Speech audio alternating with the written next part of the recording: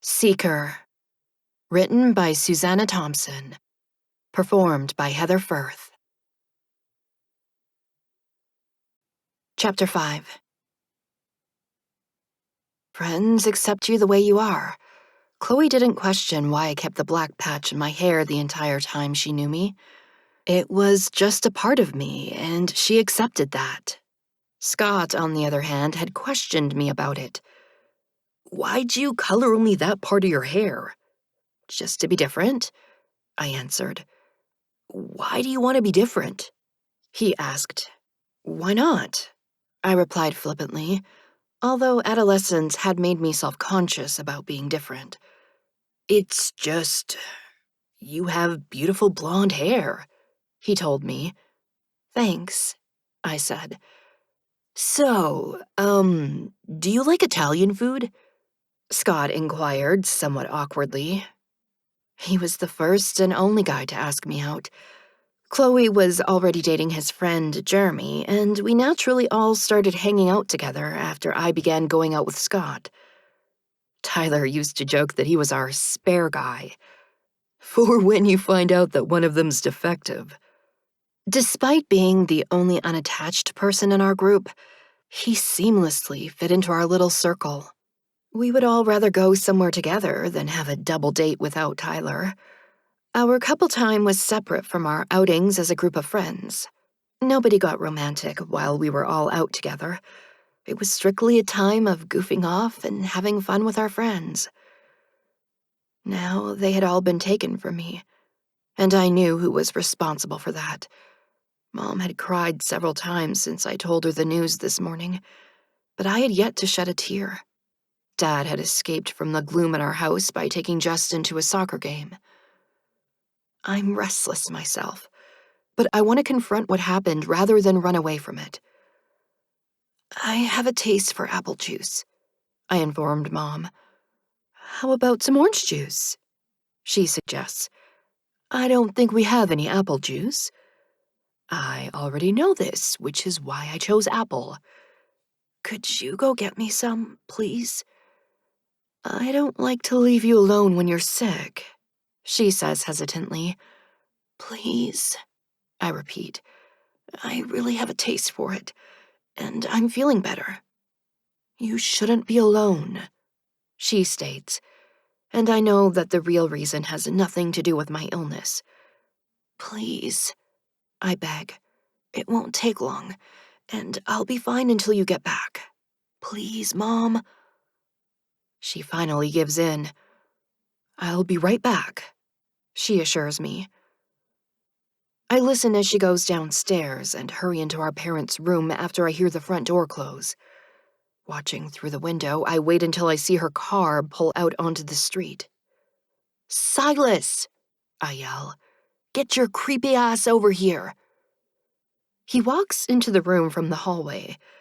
I am startled to see him since I hadn't really expected him to show up.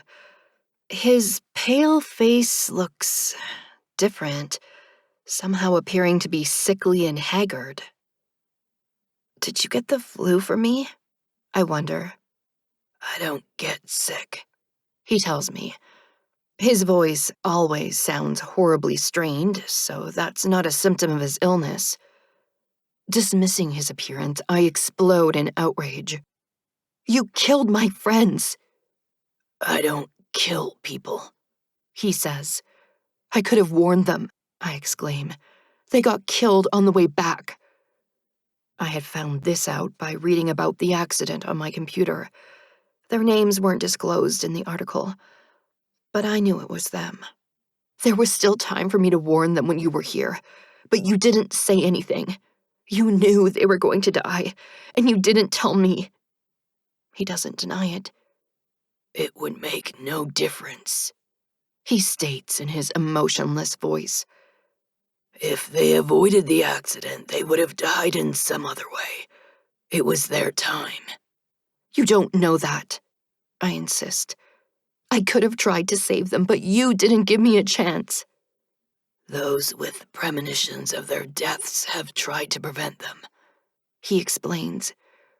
"A woman knew that she would drown, so she shunned swimming. When her time came, she drowned in her bathtub after a medical condition rendered her unconscious. How do you know she had a premonition about drowning? I question.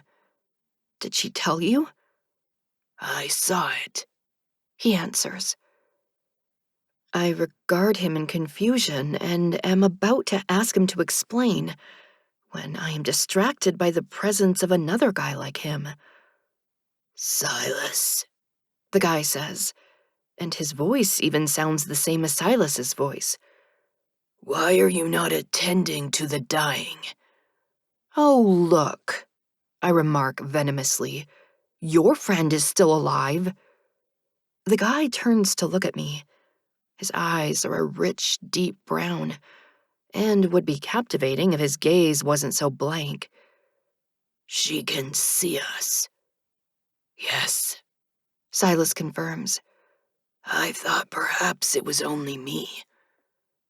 Her life force is intact. The guy continues. She shouldn't be able to see us. He has African features, but his skin is as deathly pale as Silas's pasty complexion. Why are you here, Abel? Silas asks. You failed to attend to two of the dying. Abel replies. Oh no, I comment sarcastically. They get to live longer because you screwed up. They died, Abel states. We all felt their distress. They couldn't accept what was happening to them. They still died? I ask dismally, deflating as my anger ebbs away and is replaced by depression. It was their time, Abel says. Why? I cry out in anguish. They weren't even old.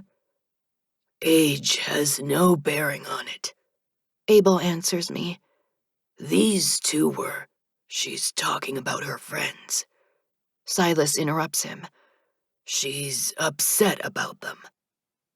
As is normal for the living, we don't attend to the living. Abel reminds him. Why are you here? She seeks me, Silas answers him. The dying seek you, not the living. Abel counters in a monotone. She seeks me. It is not only the emphasis on those words that grabs my attention, but also the spark of emotion in his voice. If the emotion showed on his face, it is gone when my gaze seeks his.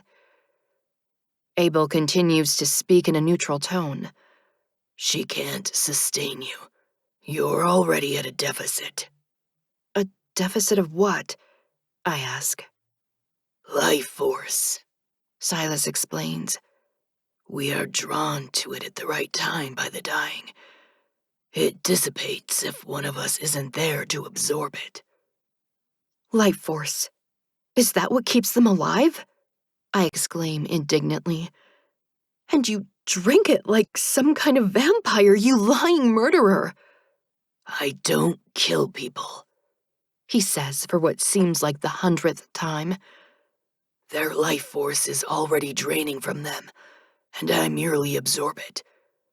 You sucked up Chloe's life force, I accuse with a building hysteria. Get away from me, you disgusting leech. Go replenish some of your energy. Abel advises him and leaves the room. With a parting glance at me, Silas follows him. I walk out into the hallway behind them and stand at the top of the stairs as they descend them.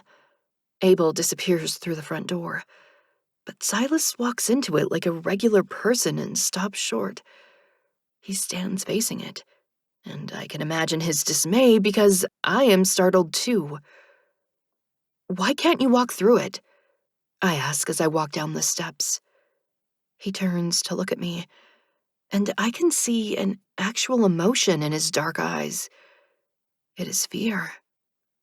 I don't know, he answers. Well, turn the knob and open it, I suggest. He puts his hand out hesitantly and grasps the doorknob. Then he twists it and slowly pulls the door open.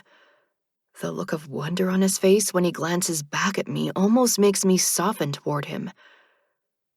I harden my heart as I remember what he is. Go find yourself some people to suck the life out of. He silently turns away and walks out of my house.